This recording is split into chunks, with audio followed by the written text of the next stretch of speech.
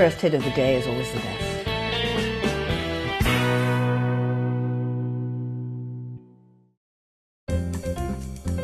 Catherine Hiller from New York State has been smoking marijuana every day for the past 40 years and has spent an estimated $90,000 on her controversial habit. And the mother of 3 has even written a book explaining why the rest of us should just say yes. I smoke about a joint a day. I'm happy as a smoker, and I don't see it as a problem. I enjoy doing even more when I'm high. Listening to music, eating, kayaking, sunbathing. These things, for me, are really enhanced by being high. The 68-year-old even believes her youthful looks and vitality could be thanks to cannabis. Does marijuana keep me young? There is a very interesting story. The oldest woman in the world, maybe she was 115, but everyone said, well, why? What do you attribute this long life toward? And she says she's used marijuana every day of her adult life. I think depending upon how you use cannabis, it can indeed enable a healthy lifestyle. Catherine started smoking weed when she was just 18. We're talking about the 60s. You could hardly go to a gathering of more than 2 people without someone offering you a joint. All the cool people were smoking then. I mean, it was something I really eagerly looked forward to. But far from leaving the habit in the swinging 60s, Catherine's continued to smoke weed ever since. And amazingly, she's never had a problem with the law.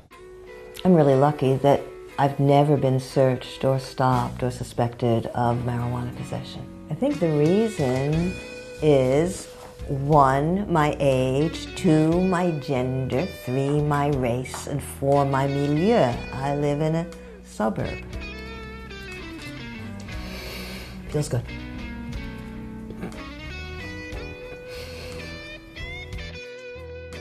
Catherine's husband, Mark, is a 52-year-old athlete who rarely smokes pot. Yeah, Kathy smoking weed has never been a worry for me. It just using weed makes her a little more languorous, laid back, a little more mellow.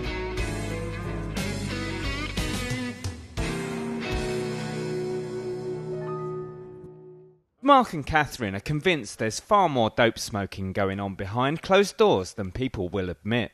I think a lot of people have a preconceived notion that marijuana is a drug for younger people, and they don't realize that there are a lot of people in their 50s and 60s and beyond who are still continuing to smoke pot.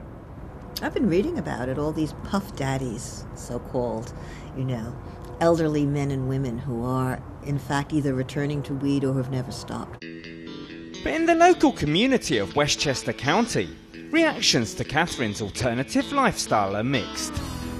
I'm in the healthcare field. I'm a registered nurse, and I think that it's good for medicinal reasons. I don't think it's any worse than alcohol. In fact, alcohol probably is more dangerous. I look at it like this. She's only breaking the law if she gets caught. I don't know about every day for the past 60 years. I mean, is her memory good? I think smoking an ounce of marijuana a month is way too much. Westchester County, unfortunately, has the highest property taxes in the country. It's hard to make ends meet. I haven't resorted to marijuana. In fact, that would just be one more expense. But Catherine won't be changing her ways anytime soon. Her book is a memoir about her love affair with marijuana, and she thinks that detractors should open their minds, as they could also benefit from a little self-medication. It's a pleasure, but it's not a vice. If you would like to see what it's all about, I imagine smoking a little marijuana is a pretty harmless thing to do, and you might find you really like it.